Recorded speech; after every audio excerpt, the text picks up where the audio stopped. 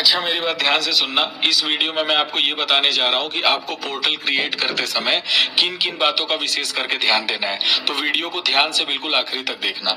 सबसे पहले तो आपको अपने फोन की एडवर्टाइजिंग आईडी रीसेट करना बहुत ज्यादा जरूरी है। क्यों जरूरी है? सबसे पहले ये समझ लो एडवर्टाइजिंग आईडी होता क्या है और रीसेट क्यों करना है, फिर ये समझेंगे कि रीसेट कैसे करना है। देखो, एडवर्टाइजिंग आईडी बेसिकली क्या होता है, जैसे आप जो ये अपना फोन यूज कर रहे हो, जब से खरीदे हो तब से लेकर के आज तक न जाने कितने एप्स और कितने गेम्स आप अपने फोन में इंस्टॉल किए होगे। इंस्टॉल करने के बाद आप उसको अनइंस्टॉल कर देते होगे। काफी समय बाद जब गेम वेम खेल लेते होगे या ऐप यूज कर लेते होगे तो अनइंस्टॉल कर देते होगे। अनइंस्टॉल करने से क्या होता है, आपको क्या लगता है फोन में ऐप अनइंस्टॉल हो गया, सारा चीज अब खत्म? नहीं भाई, फोन में पीछे काफी सारी कैच फाइल्स स्टोर रह जाती हैं। ठीक है, वो कैच फाइल्स आपको प्रॉब्लम क्रिएट करेंगी जब आप पोर्टल बनाने जाओगे। ठीक है, तो इस वीडियो में मैं ये समझा रहा हूं सबसे पहले कि उन कैच फाइल्स को कैसे डिलीट करना है, क्योंकि अगर उनको डिलीट नहीं किए तो प्रॉब्लम ये आती है कि पता चले आप अपने साइड से सारा प्रोसेस कर चुके हो और हमारे नजर में हमें हमारे पैनल पर शो हो रहा है कि आपका कुछ प्रोसेस हुआ ही नहीं है, आपका अभी भी केवाईसी पेंडिंग है। तो ध्यान से समझना कैसे एडवर्टाइजिंग आईडी रीसेट करना होता है। सबसे पहले फोन की सेटिंग में जाना है, सर्च करना है गूगल। सर्च क्या करना है? गूगल सर्च करोगे, सबसे ऊपर आएगा गूगल, इसको ओपन कर लेना। उसके बाद यहाँ ऑल सर्विसेज लिखा हुआ दिखेगा, ऑल सर्विसेज में जाना। थोड़ा नीचे स्क्रॉल करोगे तो यहाँ पे आपको एड्स लिखा हुआ दिखेगा, प्राइवेसी एंड सिक्योरिटी के नीचे एड्स पे टैप करना। थोड़ा ऊपर जाओगे, यहाँ पे डिलीट एडवर्टाइजिंग आईडी लिखा हुआ आएगा, इस पे टैप करना और डिलीट एडवर्टाइजिंग आईडी पर टैप करके इसको आप डिलीट कर देना। उसके बाद यहाँ ऑप्शन आएगा गेट न्यू एडवर्टाइजिंग आईडी, इस पे टैप करना और यहाँ कंफर्म का ऑप्शन आ रहा है ना, कंफर्म पे टैप करके इसको कंफर्म कर देना। उसके बाद aeroplane mode on off on off on off 2-3 बार कर लेना। इससे क्या होता है, कंफर्म हो जाता है कि आपकी एडवर्टाइजिंग आईडी रीसेट हो चुकी है। उसके बाद अगला चीज क्या करना है, आपको फोन का डीएनएस सही करना है।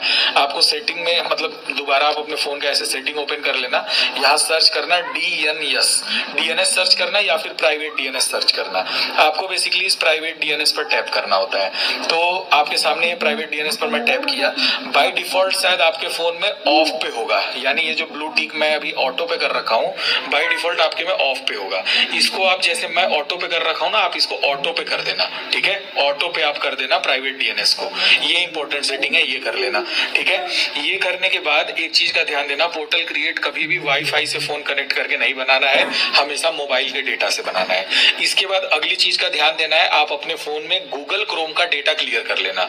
यानी गूगल क्रोम पे जब आप देर तक टैप करोगे तो एक ऑप्शन दिखेगा ऐप इन्फो का। ठीक है, तो आपको ऐप इन्फो में जाना है। उसके बाद स्टोरेज यूजेस में जाना है, थोड़ा आप ऊपर नीचे खोज लेना। मेरा OnePlus है तो मेरे फोन की सेटिंग शायद अलग हो सकती है, आपके फोन में थोड़ी बहुत सेटिंग ऊपर नीचे हो सकती है, खोज लेना आप। तो स्टोरेज यूजेस में जाना, उसके बाद यहाँ क्लियर डेटा दिख रहा है ना, क्लियर डेटा पे टैप करके पूरा डेटा क्लियर कर देना, ये इंपॉर्टेंट है। ठीक है, उसके बाद अगर क्रोम नहीं यूज करते हो तो क्रोम से ही आप एक चीज याद रखो, क्रोम से ही हम लोग सारा प्रोसेस करेंगे, क्योंकि देखो क्रोम जो है ना ये गूगल का प्रोडक्ट है, गूगल का प्रोडक्ट है। ठीक है, और गूगल की सारी सर्विसेज पर हम आंख बंद करके ट्रस्ट कर सकते हैं। इनफैक्ट मैं अपना बताऊं तो मैं खुद पर्सनली गूगल क्रोम ही यूज करता हूं, वरना मार्केट में न जाने कितने ब्राउजर्स है, ब्रेव ब्राउजर हो गया और भी बहुत सारे ब्राउजर्स हैं, याहू हो गया। हम लोग क्रोम ही प्रीफर करते हैं क्योंकि क्रोम गूगल का प्रोडक्ट है। ठीक है, तो आप अगर गूगल क्रोम नहीं यूज कर रहे हो तो गूगल क्रोम इंस्टॉल कर लेना, क्योंकि मैं सारा प्रोसेस गूगल क्रोम के थ्रू ही बताने वाला हूँ। अगली चीज पोर्टल कैसे क्रिएट करना है, ध्यान दो। इस वाले टेलीग्राम ग्रुप में तो आप ऐड ही होगे ना, जिसका नाम है पोर्टल लिंक्स। इसी ग्रुप में तो ये वीडियो देख रहे हो आप। पोर्टल लिंक्स वाले ग्रुप में थोड़ा सा ऊपर जाओगे तो ये आपको दिख रहे हैं सारे पोर्टल, जैसे यहाँ दिख रहा है ना एंजल वन पोर्टल।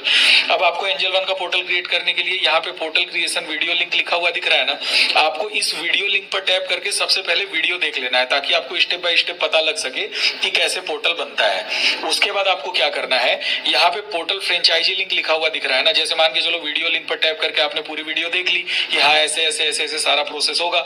उसके बाद फ्रेंचाइजी लिंक पर आपको टैप करना है। तो आपके सामने मैं टैप करके ओपन कर रहा हूँ। ओपन करने के बाद जैसे आ रहा है आपके फोन में ऑटोमेटिक व्हाट्सएप ओपन होगा और यहाँ सेंड का एक बटन आएगा। ठीक है, यहाँ पर आपको दिख रहा है ना ये सेंड का बटन। ठीक है, इस सेंड बटन पर टैप करके ये मैसेज सेंड कर देना। अब ये आपको मिल गए सारे फ्रेंचाइजी लिंक्स। ठीक है, इसी लिंक पर टैप करके आपको पोर्टल क्रिएट करना है। अब एक बात का और ध्यान देना, कई बार क्या होता है ना कि जब आप इस लिंक पर टैप करते हो, जैसे अभी आपके सामने जब मैं इस लिंक पर टैप किया तो मेरे फोन में बाय डिफॉल्ट जो ये लिंक है वो गूगल क्रोम के थ्रू ओपन हो रहा है। कई लोगों के फोन में क्या होता है ना कि ये link by default Google Chrome के थ्रू ना ओपन होकर के किसी और ब्राउजर में ओपन होता है, जैसे वीवो ब्राउजर है, माई ब्राउजर। तो अगर किसी और ब्राउजर में ये लिंक ओपन हो रहा है तो आपको क्या करना है, इस लिंक पे देर तक टैप करके कॉपी कर लेना है।